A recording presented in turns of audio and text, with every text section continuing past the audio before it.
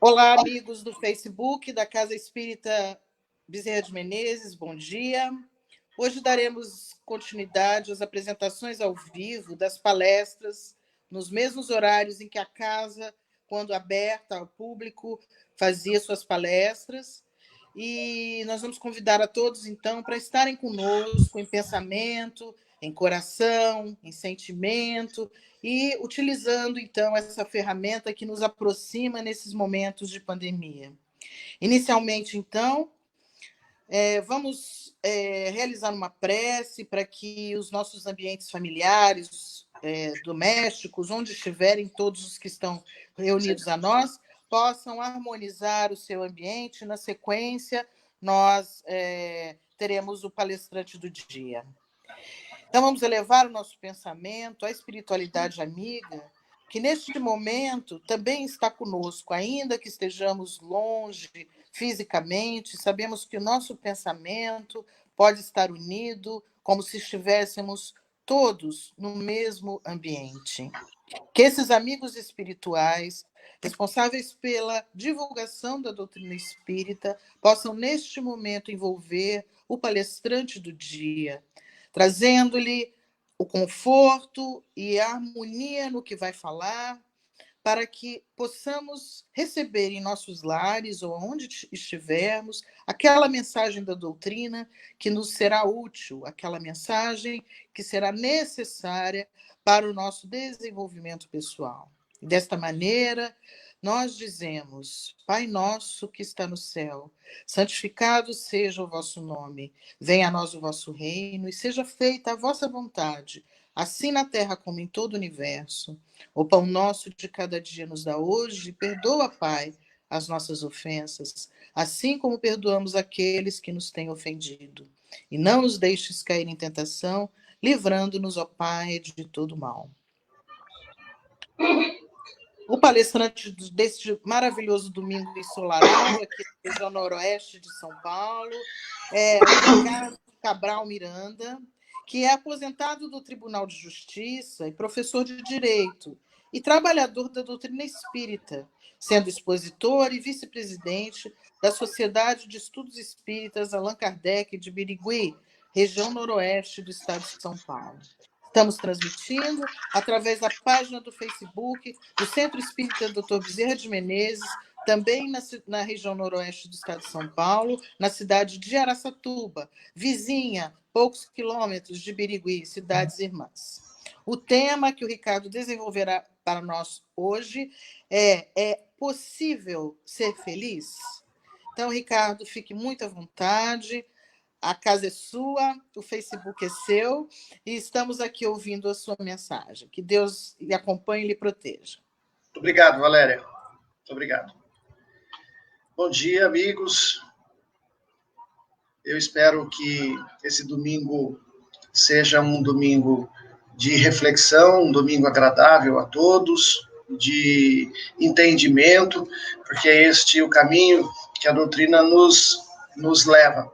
E a gente escolheu esse tema porque é um tema bem abrangente e tão, assim, oportuno em decorrência do momento que nós estamos vivendo e que a gente vem vivendo já há muito tempo, né? Há uma preocupação muito grande, de longa data, em conquistar a felicidade e a gente percebe que temos escolhido caminhos que não têm dado retorno no tocante ao estado de felicidade, porque criamos algumas ideias que não tiveram eco, não retornaram. Por exemplo, alguns de nós acreditávamos que o nosso grande problema nas nossas existências eram os nossos inimigos, eram aqueles que nos odiavam. E aí vem a doutrina e nos esclarece que, pera lá, não é bem assim. O seu grande problema não são aqueles que te odeiam, mas quem você odeia. Então, essa visão e outras coisas também, a gente percebe pela intensidade e pelo avanço tecnológico nas internets, nos Facebooks da vida, que a pessoa se sente feliz ou pensa que se sente feliz pelo tanto de likes de pessoas que curtem as suas postagens, que são seguidores dela. E, na verdade, a gente, pela história, pela visão macro do universo e da evolução do ser humano, que o mais importante não são quantos gostam de você, quantos te admiram, quantos te amam. Que o mais importante é quantos você ama, ou qual a capacidade que você tem de amar e se doar às pessoas. Aí sim nós podemos nos sentir felizes, porque é um estado íntimo, é um estado do espírito, da alma, que a gente adquire e que se torna um patrimônio pessoal, individual, e que ninguém consegue nos tirar esse estado. E a gente vê ao longo da história essa preocupação muito grande, né? Jesus já dizia lá atrás, muito tempo atrás, e a gente encontra isso em João 16:33, que ele veio nos alertar sobre as aflições, sobre as dificuldades. E aí uma outra situação que nós espíritas não estamos indo muito bem. Por exemplo, nós estamos num planeta de provas e expiações. E a gente nota que nós não estamos reagindo muito bem às provas e tampouco às expiações. A gente tem uma reação totalmente diferente daquela que é acertado, né, com os benfeitores no plano espiritual, com a concordância, na maioria das vezes, nossa, de algumas provas e de algumas expiações aqui na nossa Terra, no nosso planeta Terra, na matéria. E quando chegamos aqui, a gente tem uma reação totalmente diferente. E aí a gente tem que voltar de novo, porque os compromissos que a gente nós assumimos lá, a gente não consegue cumprir aqui.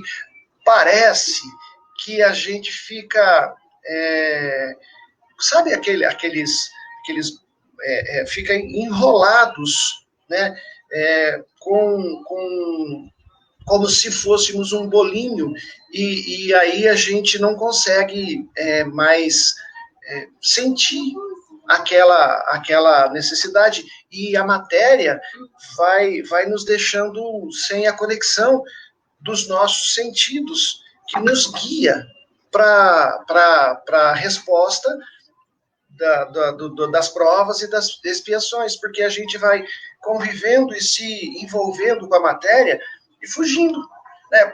Basta a gente analisar que muitos de nós temos frequentado as igrejas, as cerimônias, nas casas espíritas, e muitos de nós mesmos, espíritas, falamos de boca cheia que a gente cumpre as nossas missões, né?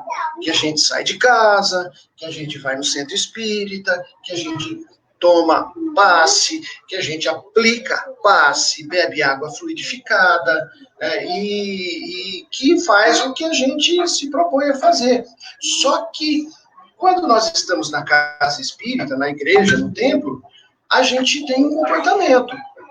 Mas quando a gente sai de lá, a gente continua igual.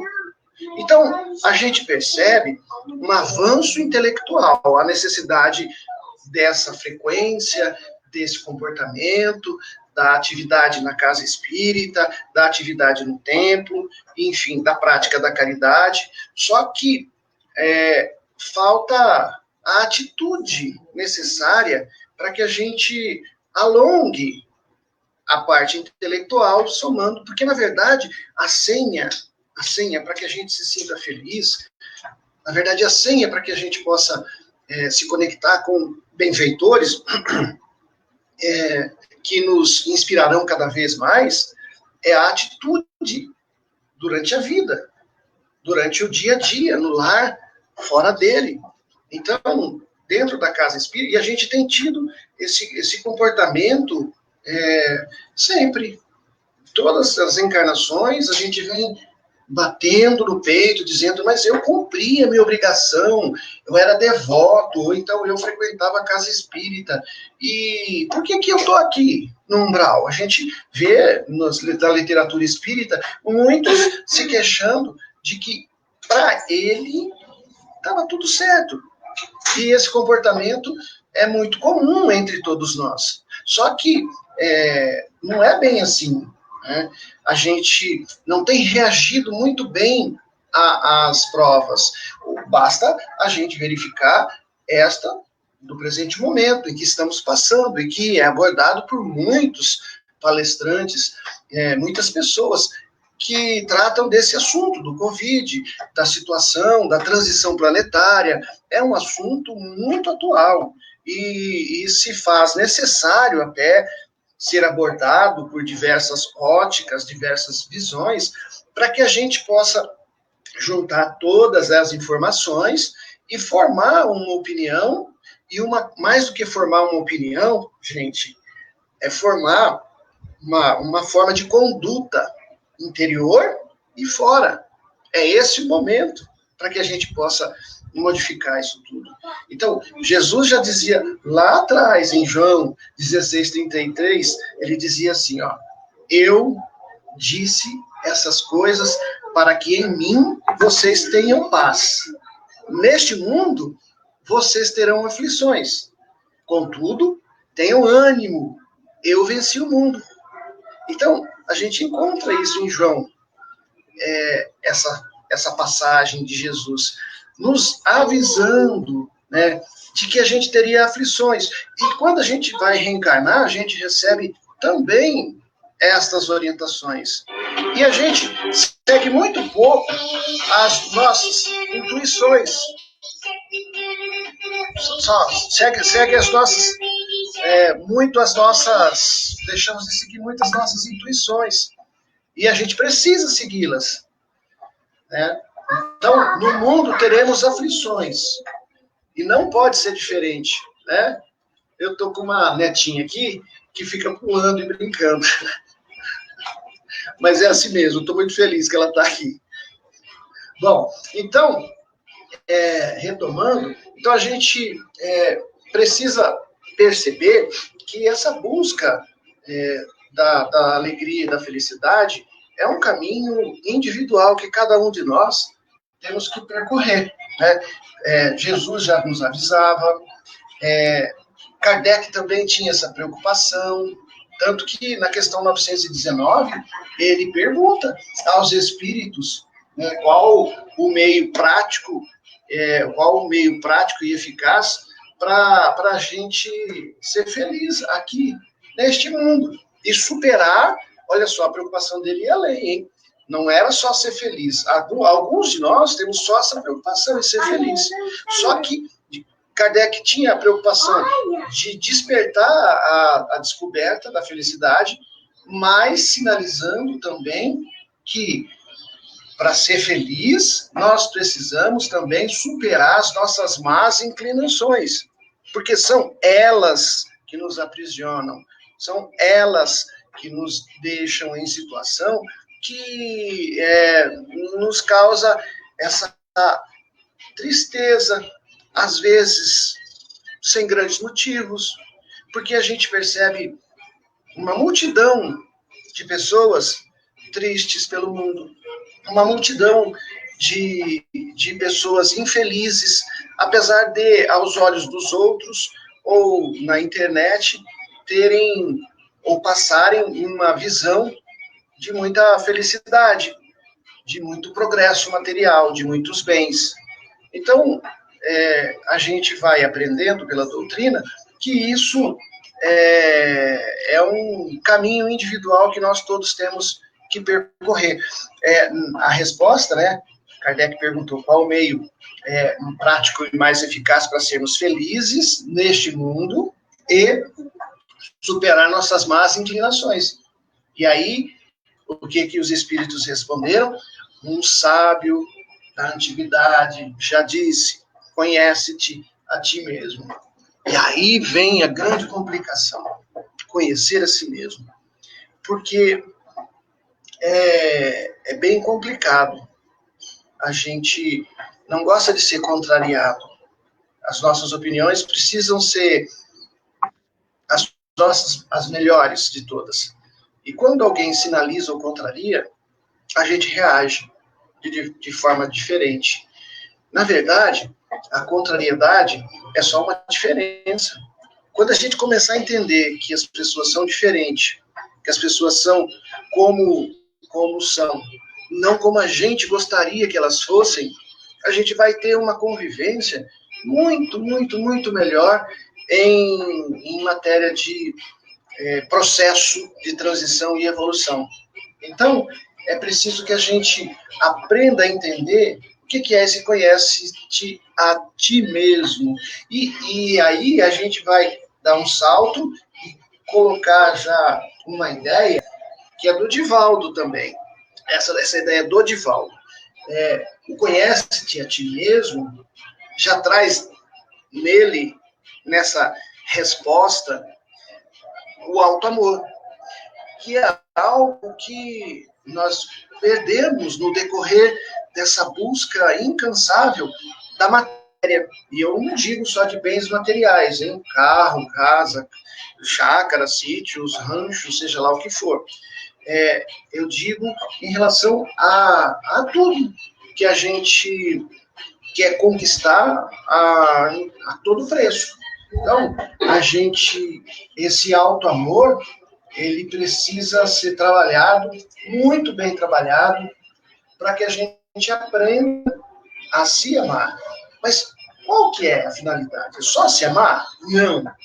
Não. Lembra da resposta do Cristo, quando foi indagado sobre qual o maior mandamento? Então, ele disse assim: amar a Deus sobre todas as coisas e ao próximo como a ti mesmo.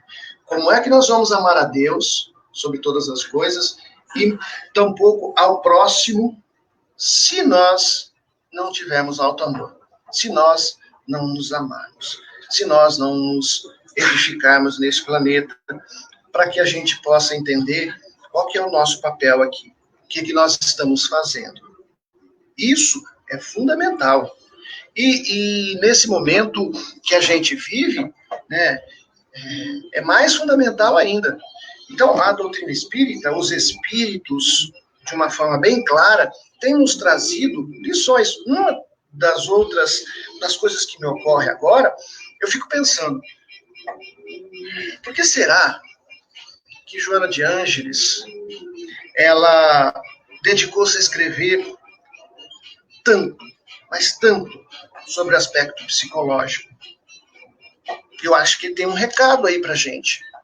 Ela escreveu uma série que trata sobre sobre o aspecto psicológico e emocional. Por que será que ela se dedicou a isso? Poderia ter escrito um livro só, mas não. Ela escreveu uma série toda. E nesse contexto que a gente vem falando, sobre essa busca do alto amor, sobre o conhecer-se a ti mesmo, nós temos percebido uma dificuldade muito grande dessa viagem interior.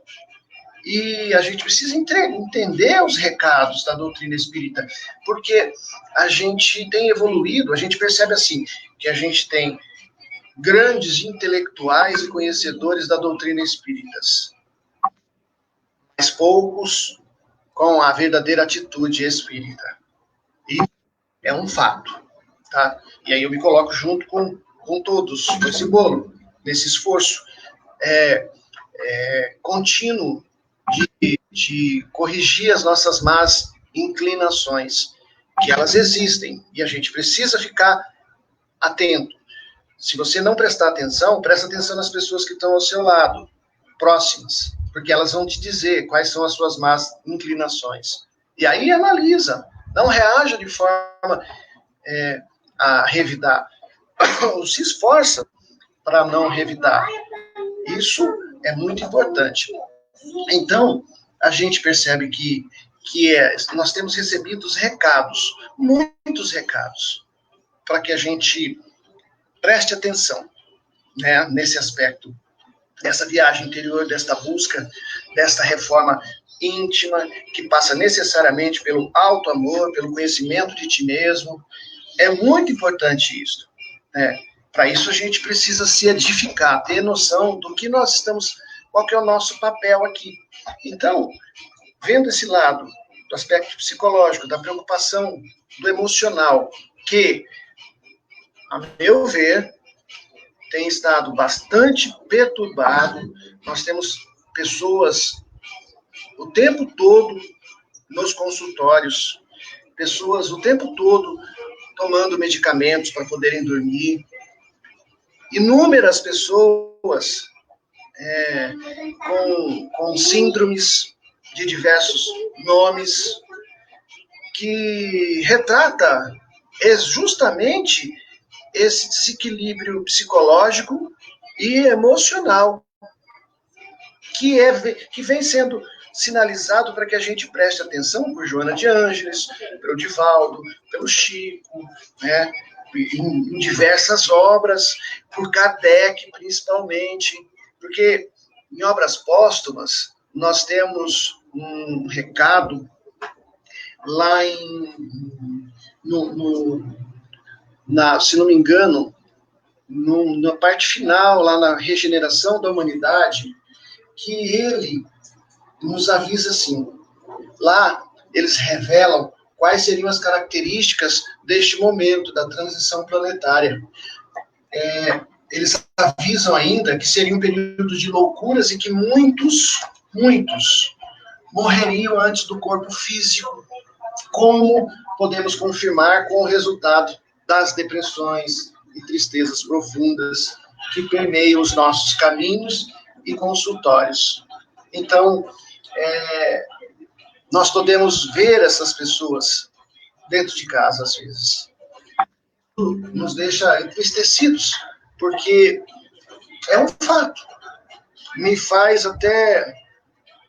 comove profundamente, porque os nossos amores, antes do corpo físico, têm morrido antes, têm desencarnado antes, por conta dessas tristezas, por conta desses excessos de medicamentos, por conta de evitar ou reagir mal às provas e expiações. Mas a gente precisa ter noção. Então, a doutrina espírita, ela nos traz essa visão sobre esse aspecto e também nos dá orientações macro para que a gente não fique nessa tristeza profunda que às vezes nós nos abatemos por conta de tantas dificuldades. Então, a gente precisa entender que a gente precisa ter olhos para ver e ouvidos para ouvir. E o que a gente tem visto e o que a gente tem ouvido na atualidade? Vamos mudar um pouquinho esse foco para que a gente não fique só nesse aspecto. A gente não quer deixar as pessoas tristes, a gente quer dar uma visão de todo o contexto para que a gente possa agir ou reagir em decorrência desse momento intenso emocional que vivemos.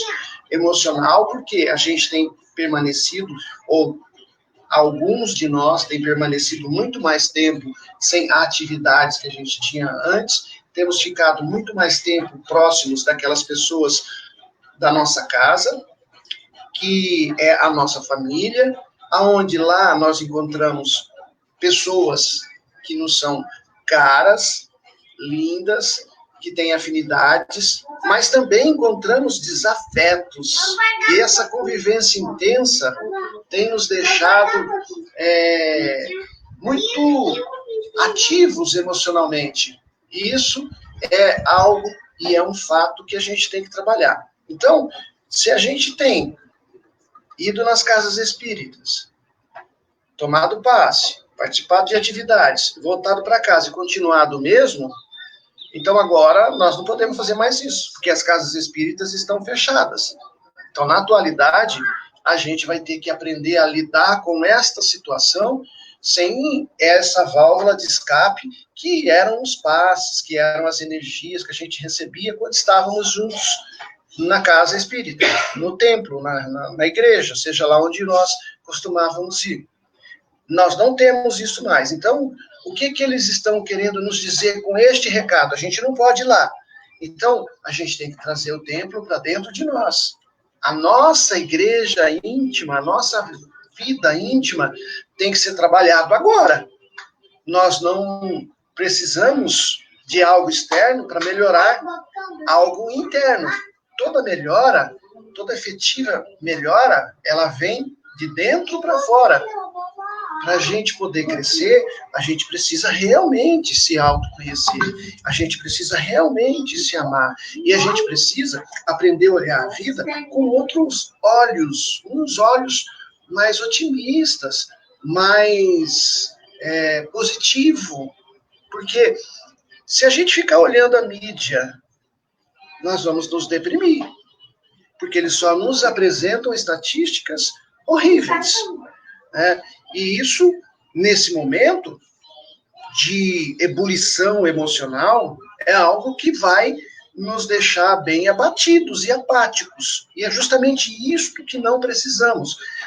Eu estou dizendo aqui para a gente ser alienado, ignorar todas as coisas que estão ao nosso redor, de forma alguma. A gente precisa se informar, mas não do jeito doentio como a gente percebe algumas televisões, algumas canais de TV que exploram isso como de forma doentia, deixando-nos muito tensos e preocupados. A Covid é algo muito sério mesmo, e a gente tem que seguir o que a ciência determina para a gente tem que seguir as regras estabelecidas e o que está sendo determinado. Temos que seguir. Não estávamos seguindo, e olha o resultado que está acontecendo agora na nossa região. Estamos na zona vermelha, ou seja, as pessoas não estão cumprindo o que foi determinado. E aí, o resultado disso, estamos mais presos ainda. Se não mudarmos as nossas atitudes, teremos que ficar mais presos ainda. E aí a gente fica mais preso dentro de casa, preso aos problemas, sem ter a visão da vida de uma forma geral. Será que nós espíritas, ou nós aqui, humanos, que reencarnamos inúmeras vezes, já tivemos uma situação semelhante? Tem gente que fica falando assim, nossa, eu nunca vi, que nunca imaginei que a gente fosse viver desse jeito. Mudou tudo. Mas mudou tudo porque é preciso mudar, é preciso fazer alguma coisa diferente.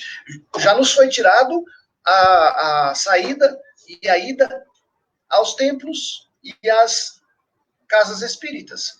Os passes, já nos foi tirado isso. Por quê? Porque íamos lá e voltávamos iguaizinhos. Fazíamos algumas modificações, mas não havia grande modificação. E aí, agora, então, o que nós temos que fazer? Trazer os templos para dentro de nós. Então, a pergunta é, nesse tempo de transição, será que já teve alguma situação semelhante a essa? Olha, se a gente parar para pesquisar na doutrina espírita, ou mesmo na ciência, a gente vai descobrir que já passamos inúmeras vezes por situações semelhantes. Semelhantes. Por quê? Nós temos um exemplo que nos é trazido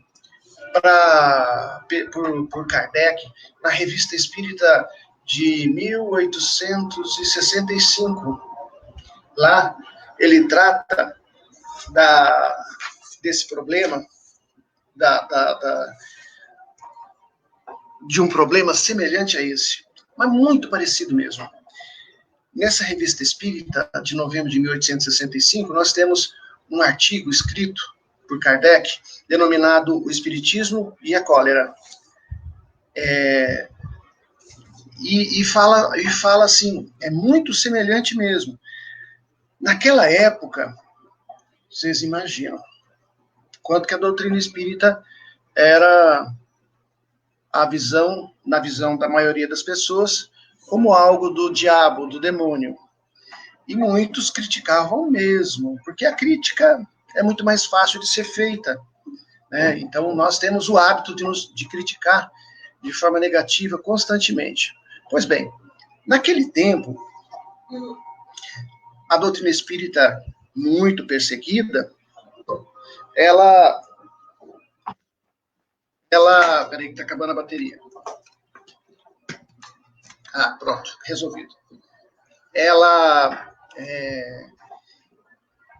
vinham artigos, pessoas que postavam não, naquela época não tinha postagem pelo Facebook, escreviam, né? Escreviam criticando.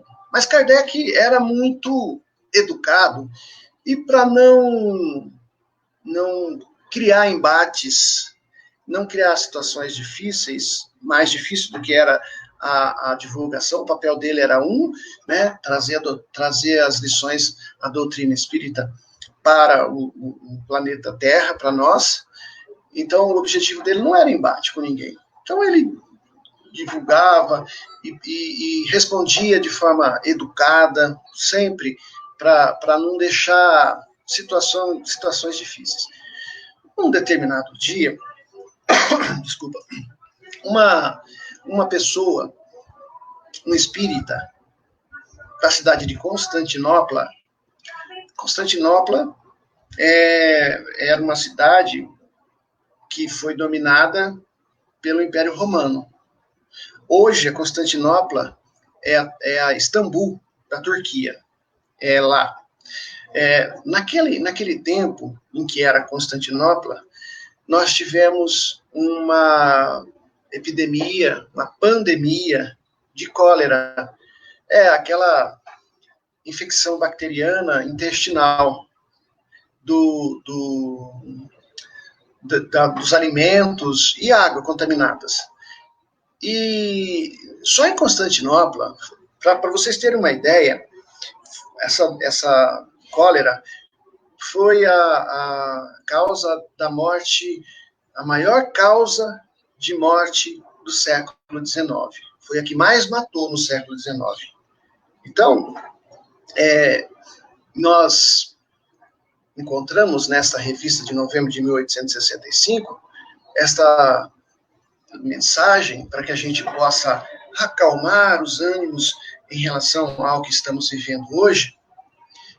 E um desses espíritas de Constantinopla, nesse artigo, diz que sugere que a doutrina, que os espíritas de Constantinopla haviam sido poupados, protegidos, por conta da convicção religiosa deles. Ou seja, porque eles eram espíritas. Olhem só. No momento em que a doutrina espírita era vista como uma peste, uma pandemia terrível, mais perigosa do que a própria cólera que dizimava vidas atrás de vidas naquele tempo. Então, Kardec, ao tomar conhecimento do que havia sido escrito por esse espírita de Constantinopla, imediatamente discordou, por escrito, né, do leitor, afirmando que a fé espírita não poderia ser antídoto contra a doença cólera, não poderia ser. Que a doutrina espírita não é antídoto, que você ser espírita não vai te proteger contra esta doença. Naquele tempo, veja só. E a gente vê isso muitas coisas hoje ainda, hein? Muitas coisas assim, semelhantes. E disse mais. Mas ele nos avisou assim, ele disse que não era antídoto, mas que o conhecimento espírita trazia uma força moral que seria capaz de nos preservar, sabe, de muitas doenças, não só da doença lá. E aí a gente traz para os dias de hoje, não só dessa doença de hoje, do problema que a gente experimenta hoje.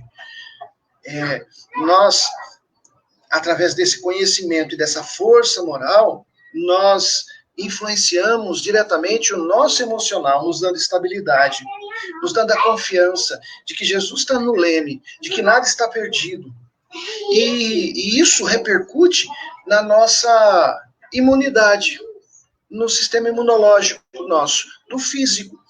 Porque a ciência tem mostrado isso, não é o Ricardo que está dizendo. A ciência tem demonstrado que o estado emocional fortalece a imunidade e, inclusive, quando bem edificada, quando bem estabilizada, quando você tem fé, que não é algo palpável, mas é algo instalado dentro de você, é uma confiança de que Jesus está no leme e que as coordenadas, a rota a ser seguida é essa mesmo.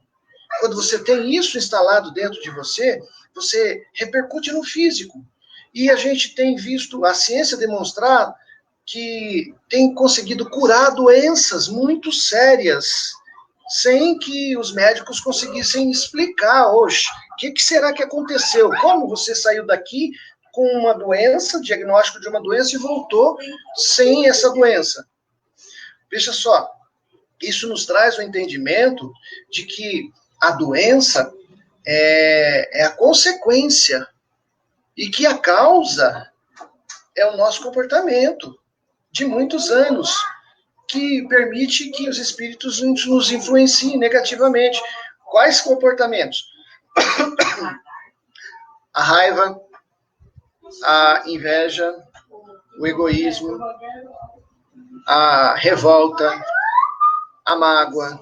Estes sentimentos são vírus que vão se instalando no nosso íntimo e afetando o nosso perispírito, que vai fazendo com que reflita no corpo físico. Então, a doença é a consequência de um comportamento renitente, persistente e constante que a gente tem insistido em manter e que a doutrina vem nos alertando da importância da modificação.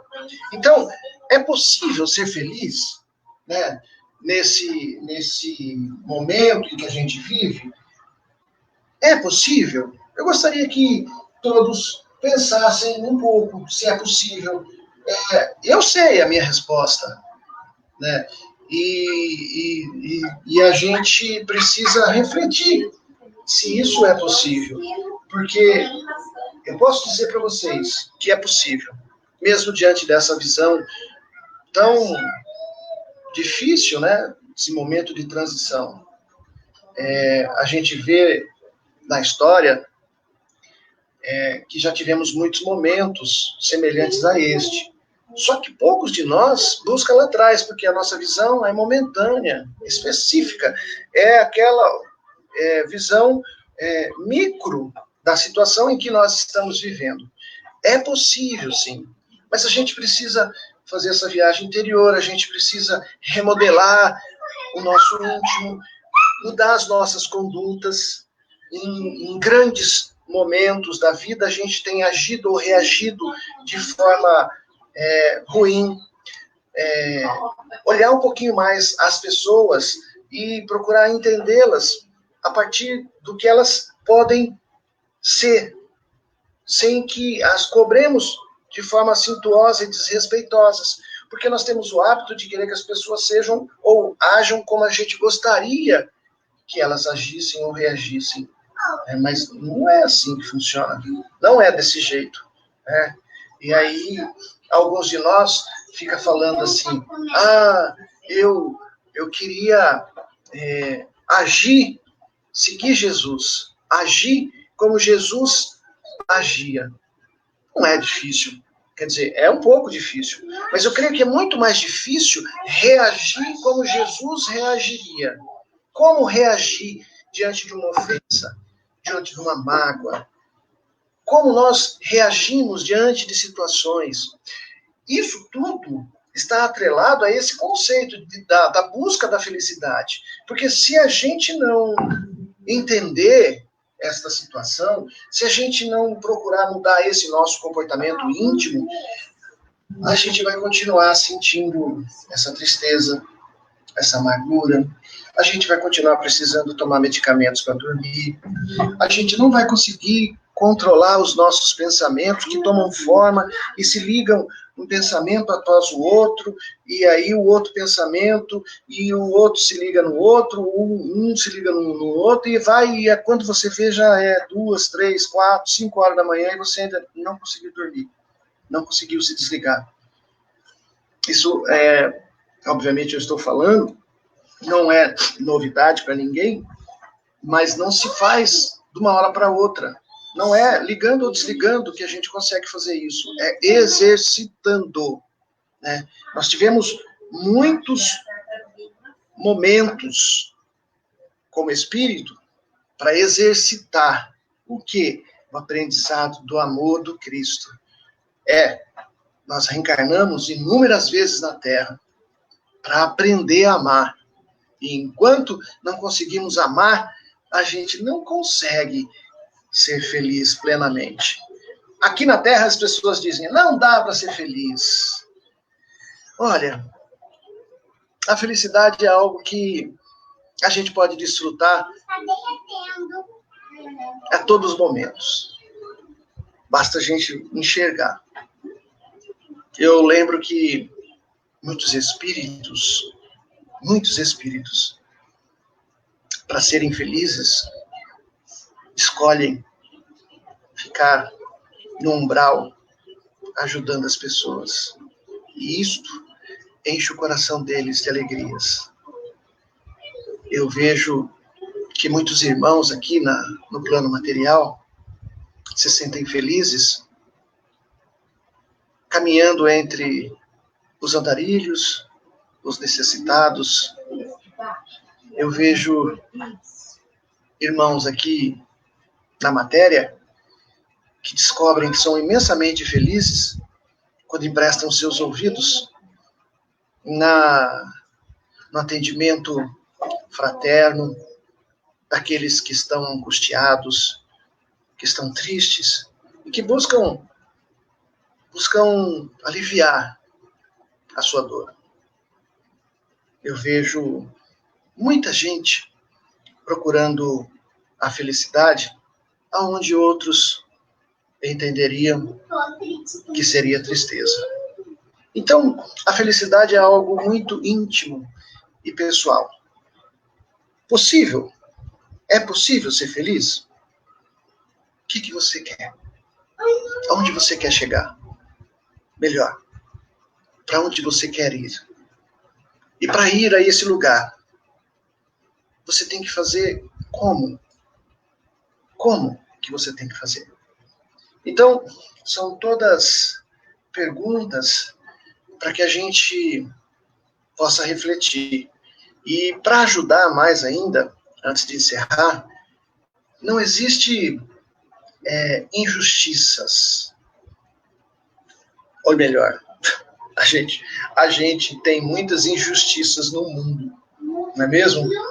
Mas não tem nenhum injustiçado. Todos nós recebemos aquilo que a gente precisa como ferramenta para crescer. E Emmanuel nos alerta ainda que o mal que saiu ou sai da gente retornará. Portanto, suporte a tempestade, suporte esses momentos, reclame menos, ouça o que o apóstolo Paulo quis dizer e que às vezes nos parece loucura. Ele disse, em tudo que passastes, dai graças. E aí a gente pergunta, como dar graça?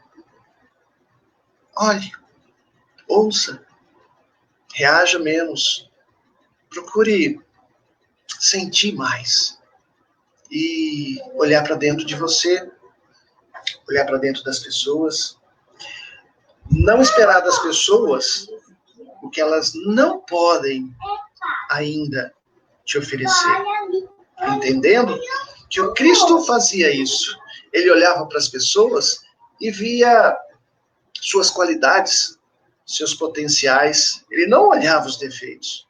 Então, para que a gente seja feliz, a gente precisa estar bem edificados, entender qual que é o seu papel, parar de ficar reclamando da vida, parar de se sentir desprestigiado por Deus, pela vida, pela sorte, buscar a felicidade nos momentos que você tem ao seu alcance. Muitos de nós têm a família ao lado e não liga a mínima. Muito de nós ficamos o tempo todo na internet, ao lado das pessoas, e não damos a mínima importância, isso trazendo para a atualidade. Mas aí acontece alguma coisa na família, um desencarne, não sei o quê, e você viveu ao lado dessas pessoas sem estar com elas. E quando elas partem para o plano físico, espiritual, aí a gente fica sofrendo.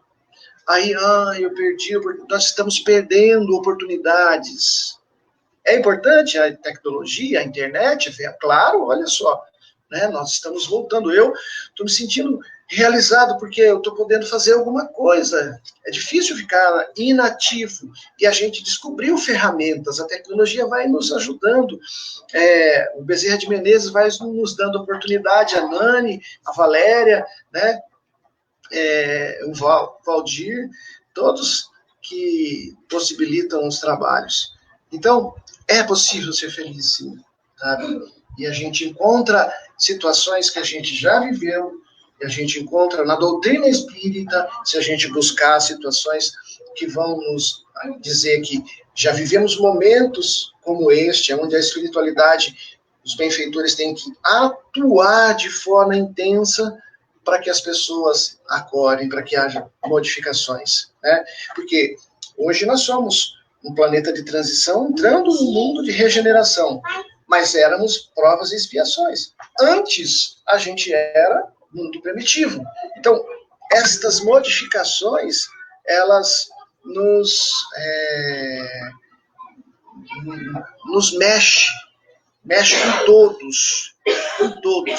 Aí alguns de nós podem dizer assim, todo mundo está desencarnando, muita gente desencarnando coletivamente, isso é porque esses espíritos vão ser levados para orbes inferiores ou adequados à sua evolução? Calma lá, gente, não é nada disso, sabe? Alguns estão realmente há uma reciclagem, mas a gente não pode afirmar nada disso.